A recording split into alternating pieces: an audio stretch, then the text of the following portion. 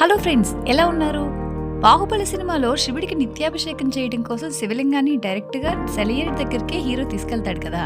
అలానే ప్రతినిత్యం శివుడిని అభిషేకిస్తూ ఉండే ఓ ప్రత్యేకమైన నంది కలిగిన ఆలయం మన దేశంలో ఉంది. అది ఎక్కడుందో తెలుసా? కర్ణాటక రాష్ట్రంలో బెంగళూరు జిల్లాలో మల్లేశ్వరం అనే ప్రాంతంలో ఉంది ఈ ఆలయం. దక్షిణముఖ నందీశ్వర ఆలయం అని పిలువబడే ఈ ఆలయంలో శివుడితో పాటు వినాయకుడు, పార్వతీదేవి, నవగ్రహాల విగ్రహాలున్నాయి. అయితే ఇక్కడ ఉండే నందికి ఓ ప్రత్యేకత ఉంది. నంది నోటి నుండి ప్రతినిత్యం నీటి ధార కారుతూనే ఉంటుంది. ఈ జలధార ఒక రంధ్రం గుండా కింది అంతస్తులో ఉన్న శివుడి పైన డైరెక్ట్ గా పడుతుంది. ఇదే ఇక్కడి విశేషం.